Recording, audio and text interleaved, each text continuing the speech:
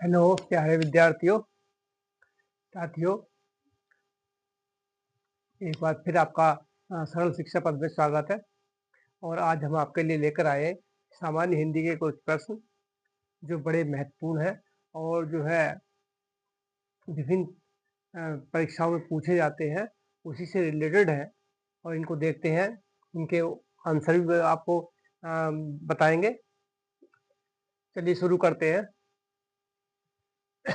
पहला देखिए, पहले पर क्या है, वर्णों के सार्थक समूह को कहते हैं। आपने स्टार्टिंग में जब वर्णमाला का अध्ययन करा होगा, ठीक है, तो वर्णों का सार्थक, वर्णों की एक व्यवस्था लगाई गई है हमारे हिंदी भाषा में। उनको एक क्रमबद्धता दी गई है कि जैसे कै के बाद को ख, ख के बाद ग के बाद घ, इस ढंग से जो है व्यवस्था दी गई है। तो वो जो व्यवस्थित रूप है, वर्णों का जो व्यवस्थित रूप है, उसको हम क्या कहते हैं? वर्णों के सार्थक समूह को क्या कहते हैं कि वर्णों के जो वर्णों की व्यवस्था है ना, व्यवस्थित क्रम, वो तो होता है वर्णमाला। क्या कहते हैं उसको? वर्णमाला, जो हमने पिछले सेशन में आपको बताया था, ठीक है, उसके बारे में बताया था। अब ये प्रश्न थोड़ा उससे थोड़ा आगे का आ गया एक कदम। वर्णों के सार्थक समूह को क्या कहते हैं? अब वर्णों का सार्थक समूह का मतलब कई सारे वर्ण उसमें मिल जाएंगे, ठीक है, और उनका एक क्या है, समूह बन जाएगा। और समूह कैसा होगा? वो सार्थक होगा। तो वर्णों के सार्थक समूह को क्या कहते हैं? जब एक दो तीन वर्ण मिलकर के कोई संरचना बनाते हैं, एक समूह बना रहे हैं और जिसका कुछ अर्थ निकल कर आ रहा है, तो हम उसे क्या कहते हैं? उसे कहते हैं शब्द। क्या कहते हैं? शब्द। ठीक हो गया? क्लियर हो गया? दूसरा प्रश्न, संयुक्त व्यंजन होते हैं। संयुक्त व्यंजन होते हैं, संयुक्त व्यंजन कहते किसे हैं? यानी कौन कौन से संयुक्त व्यंजन होते हैं हिंदी वर्णमाला में? तो संयुक्त व्यंजन होते हैं, देखिए, अक्षा, त्रय और ज्ञ, ये संयुक्त व्यंजन होते हैं। और इनको जो है, आपको ये जानकारी होनी चाहिए इनके बारे में कि किन किन अक्षरों से मिलकर ये संयुक्त व्यंजन बनते हैं। संयुक्त मतलब एक से अधिक व्यंजन मिलकर के संयुक्त व्यंजन बनते हैं, ठीक है। अगर मिलेंगे नहीं तो फिर उसका पूर्व व्यंजन कहलाए, जो व्यंजन होते हैं। और इनमें क्या है, ये संयुक्त वाले मिलकर के बने हुए। इसके बाद आता है व्यंजन कितने प्रकार के होते हैं। अब व्यंजन कितने प्रकार के होते हैं? देखिए, व्यंजन 4 प्रकार के होते हैं। कितने प्रकार के होते हैं? 4 प्रकार के व्यंजन होते हैं। कितने प्रकार के? 4 प्रकार के। पहला क्या होता है, देखिए, नंबर 1 में कौन सा व्यंजन होता है? पहला होता है स्पर्श व्यंजन। स्पर्श व्यंजन। और दूसरा होता है आपका अंतस्थ व्यंजन। अंतस्थ व्यंजन। और तीसरा आपका क्या होता है? ऊष्म व्यंजन।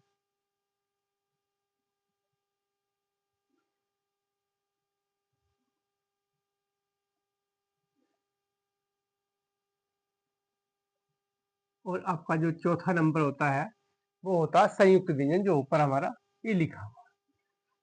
ठीक हो गया?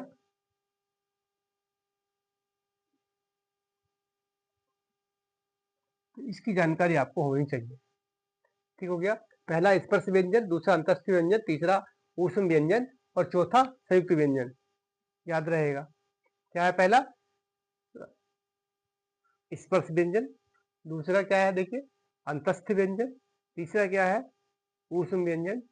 तीसरा क्या, और चौथा जो अंतिम है, उसे कहते हैं हम संयुक्त व्यंजन। प्रश्न नंबर 3 देखिए, क्या कहता है? स्त्री पुरुष का बोध कराने वाले शब्द को कहते हैं। स्त्री पुरुष का बोध कराने वाले शब्द को क्या कहते हैं? ये आपने पढ़ा होगा कि इसके स्त्रीलिंग बनाओ। राम का स्त्रीलिंग क्या, जैसे कि पुरु आदमी का स्त्रीलिंग क्या होगा, घोड़ा का स्त्रीलिंग क्या होगा, या जैसे कि मोरनी का पुल्लिंग क्या होगा। ठीक है, इस ढंग से सब आपसे पूछा गया होगा या आपने पढ़ा होगा। तो उसी संबंधित प्रश्न है कि स्त्री और पुरुष का बोध कराने वाले वे शब्द जिन से हम क्या है, किसी स्त्री का या किसी पुरुष की जो है हमें जानकारी मिलती है, उसका ज्ञान होता है कि ये कौन स्त्री है कौन पुरुष है। तो ऐसे शब्दों को हम क्या कहते हैं, ऐसे शब्दों को हम कहते हैं लिंग। क्या कहते हैं, लिंग। ये कितने प्रकार के होते हैं आगे कल भी बताया था, आगे भी देखते हैं। तो स्त्रीलिंग और पुल्लिंग ये होते हैं। ठीक है, अलग अलग भाषाओं में जो है वो कहीं 4 है कहीं 3 है, हमारे यहाँ केवल क्या है, 2 ही है। नंबर 5, प्रवेश शब्द में उपसर्ग है। प्रवेश शब्द में उपसर्ग है। अब प्रवेश इसमें क्या है, देखिए प्रवेश इनको मैंने आपसे पहले भी बताया था कि जब हम शब्द को तोड़ते हैं, जब हम शब्द को तोड़ते हैं तो उसमें जो शब्द हमें तोड़ के बनता है, तो जो शब्द है एक शब्द उसमें पूर्ण शब्द होगा, इसका भाव हमारे समझ में आ रहा होगा, यानी एक सार्थक शब्द उसमें होगा। ठीक है, तो उसमें ही एक उपसर्ग लगा होगा, और उपसर्ग लगने के बाद उसका शब्द में उसका कुछ ना कुछ अर्थ में बदलाव हो जा रहा होगा। अब देखिए प्रवेश, प्रवेश में जो उपसर्ग है, उपसर्ग पहले लगते हैं, ध्यान रखना। शब्द के पहले लगने वाले प्रत्यय को उपसर्ग कहते हैं। और इसमें है प्र, ठीक है, प्र और बेस। अब देखिए बेस का अर्थ समझ में आ रहा है आपको, देखिए प्र जो हो गया तो प्र बेस अंतर आ गया, अब इसका अर्थ ही बदल गया। अतुल बाजार, अगला प्रश्न देखिए 6 नंबर, अतुल बाजार जाएगा। अतुल बाजार जाएगा, इस वाक्य में काल होगा, किस प्रकार का काल होगा, जो आपने काल पढ़े थे, वर्तमान काल, भूतकाल, भविष्य काल।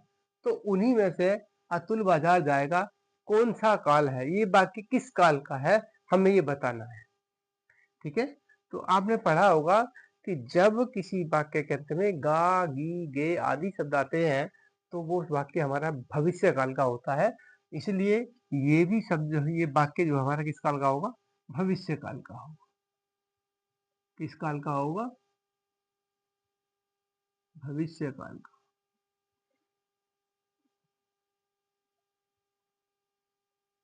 ठीक हो गया। आगे, राजेश फल खाता है। राजेश फल खाता है, इस वाक्य में किस प्रकार की क्रिया है।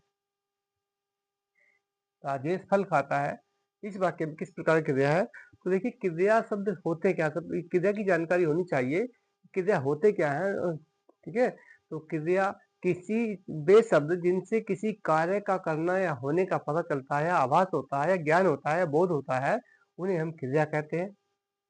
अब यहाँ क्या है, देखिए खाता, खाने का काम हुआ ना, तो ये खाता जो है यही हमारी क्रिया है।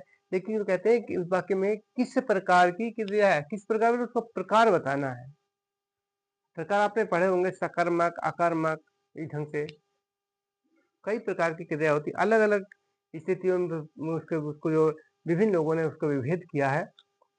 तो यहाँ पर क्या है, इस काल में क्रिया किस, इस काल में इस वाक्य में किस प्रकार की क्रिया है। राजेश फल खाता है, इस वाक्य में किस प्रकार की क्रिया है। तो हमारा जो ये खाता शब्द है, क्योंकि अब ये पता चलता रहा, राजेश फल खाता, राजेश क्या खाता है, फल खाता है, तो फल हमारा क्या है, कर्म हो गया ना। तो ये जो क्रिया है ये कैसी हो गई, सकर्मक क्रिया हो गई। कैसी हो गई, सकर्मक। ये सकर्मक क्रिया हमारी हो गई। इसी वाक्य में अगर आपको कर्म दिखाई देता है तो सकर्मक क्रिया, और कर्म नहीं है तो वो हमारी अकर्मक क्रिया में आ जाती।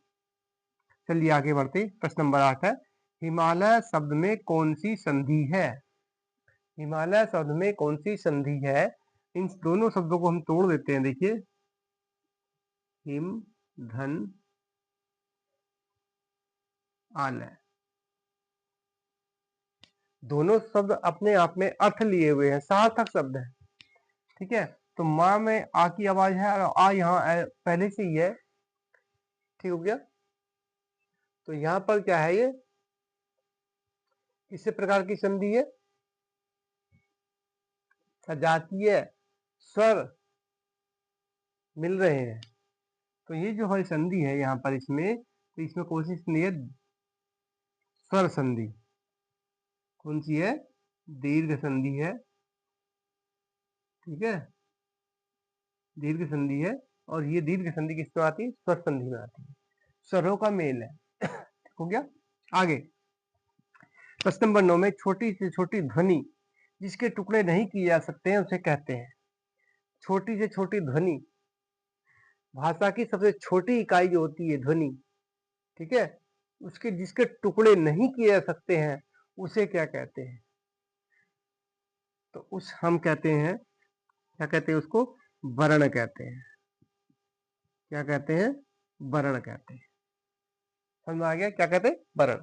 प्रश्न नंबर 10 देखें, एक या अनेक का बोध कराने वाले शब्दों को कहते हैं। है? एक या अनेक, जैसे कि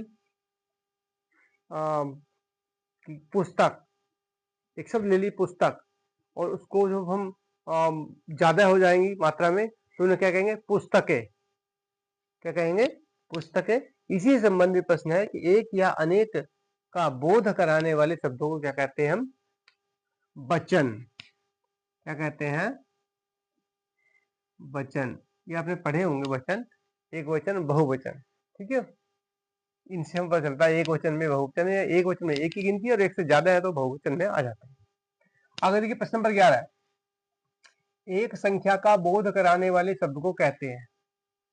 अब किसी एक चीज का ज्ञान अगर हमें मिल रहा है कहीं से, किसी वस्तु से, किसी भी चीज से, एक नंबर का, एक संख्या का, एक नंबर का भाव बदल जाएगा, लेकिन एक गिनती में अगर एक किसी कोई चीज एक है तो उसका जब हमें पता चलता है तो तो उसका बोध यानी ज्ञान कराने वाले शब्द को क्या कहते हैं हम, एक वचन।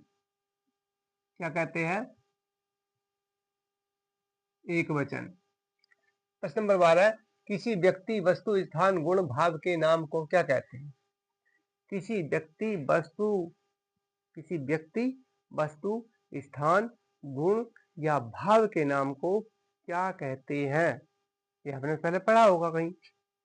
ठीक है, किसी व्यक्ति वस्तु स्थान के नाम को क्या कहते हैं, संज्ञा। क्या कहते हैं इसको, संज्ञा। यूं कहिए कि संज्ञा की ये क्या है, परिभाषा हो गई। प्रश्न नंबर 13, किसी शब्द के अंत में जुड़ने वाले शब्द को कहते हैं। ये अपने आप में शब्दांश हुआ। ठीक है, अव्यय भी हो हुआ। किसी शब्द के अंत में जुड़ने वाले शब्द को, अंत में कौन से जुड़ जाते हैं, पहले हमने पहली क्लास में बताया था, उसे कहते हैं प्रत्यय। क्या कहते हैं, प्रत्यय। ठीक है, प्रत्यय। अगर बाद में जुड़ रहे हैं तो प्रत्यय, पहले जुड़ रहे हैं तो उपसर्ग। प्रश्न नंबर 14, शब्दों के सार्थक और व्यवस्थित समूह को कहते हैं। अब देखिए, शब्दों के सार्थक और व्यवस्थित, अर्थ भी होगा उसका, अर्थ पूरी उसकी जो भाषा है वो हमारे समझ में आ जानी चाहिए, और व्यवस्थित होगा। ऐसा नहीं उल्टे सीधे शब्द कहीं भी रखे हो, वो एक व्यवस्थित उस क्रम के अनुसार होगा। व्यवस्था उसकी होगी कि पहले कर्ता होगा, फिर कर्म होगा, फिर क्रिया होगी, इस ढंग से उसमें एक नियम लगा होगा। तो जो व्यवस्था है, व्यवस्थित समूह को क्या कहते हैं हम, वाक्य कहते हैं। क्या कहते हैं, वाक्य। याद रहना चाहिए। ठीक हो गया। आगे प्रश्न नंबर 15, वर्णों या ध्वनियों के मेल से उत्पन्न विकार को कहते हैं। वर्णों या ध्वनियों के मेल से उत्पन्न विकार को क्या कहते हैं, संधि। संधि क्या कहते हैं, संधि। इसका उत्तर क्या है, संधि। प्रश्न नंबर 16, किसी व्यक्ति या वस्तु की विशेषता बताने वाले शब्दों को कहते हैं। विशेषता मतलब पहचान कराने वाले। जैसे ये मार्कर है, इस मार्कर का ये ढक्कन है, ये ढक्कन कैसा है, काला है। तो तो काले ढक्कन वाला मार्कर। तो जो पहचान किससे हुई? ढक्कन से। ढक्कन कैसा है? काला है। तो काले ढक्कन वाला मार्कर, यानी ढेर सारे मार्कर रखे हैं, ढेर सारे रखे हैं, तो उसमें कौन सा मार्कर की बात हो रही? काले वाले की। पहचान के कौन किससे हो रही? काले से हो रही है। ठीक है, तो ये क्या है? पहचान कराने वाले शब्दों को क्या कहते हैं? वो विशेषता, पहचान कराना या विशेषता बताना, किसी व्यक्ति या वस्तु की विशेषता बताने वाले शब्दों को क्या कहते हैं? इसको कहते हैं विशेषण। क्या कहते हैं? विशेषण। क्या कहते हैं इसको? विशेषण कहते हैं। प्रश्न नंबर 17, विद्या और ज्ञान की देवी किसे कहते हैं? विद्या और ज्ञान की देवी कौन है? आपको पता होगा, सरस्वती। सरस्वती।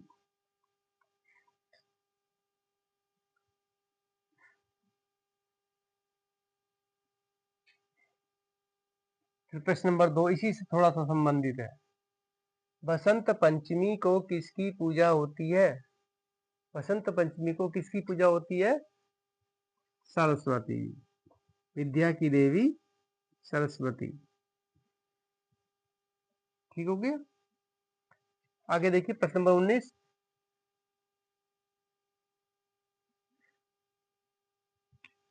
अक्षरों को मात्राओं सहित, अक्षरों को मात्राओं सहित कहने या लिखने की रीति या विधि को क्या कहते हैं? ये प्रश्न आपको अजीब सा लग रहा होगा।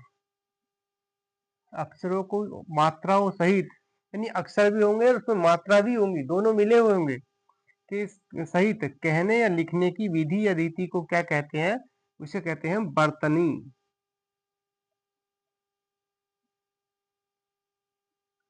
क्या कहते हैं? वर्तनी। देखिए, हिंदी में वर्तनी कहते हैं, अंग्रेजी में स्पेलिंग कहते हैं, उर्दू में हम इसको हिज्जे कहते हैं। ठीक है। प्रश्न नंबर 20, भावों या विचारों के आदान प्रदान का माध्यम है। भावों या विचारों के आदान प्रदान का माध्यम क्या है? हमारे मन में कोई बात आती है, हम अपनी बात को दूसरे को सामने प्रकट कर देते हैं, कह देते हैं, तो एक माध्यम है, तरीका है, जिस तरीके का हम इस्तेमाल कर रहे हैं कि सामने वाला हमारी बात, हमारे मन की बात को समझ लेता है और उसी के अनुसार हमें उत्तर दे देता है, तो उसे क्या है कहते हैं? उसे कहते हैं भाषा।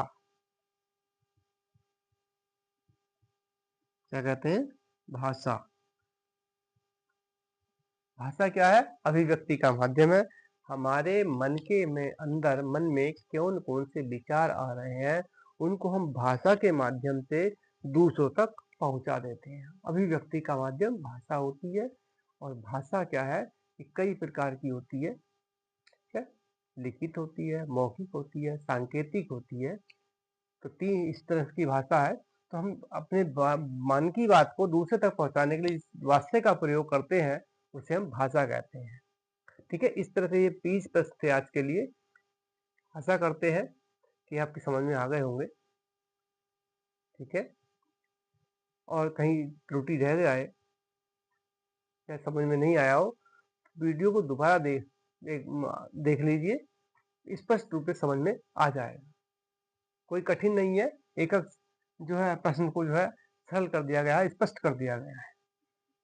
चलिए ठीक है,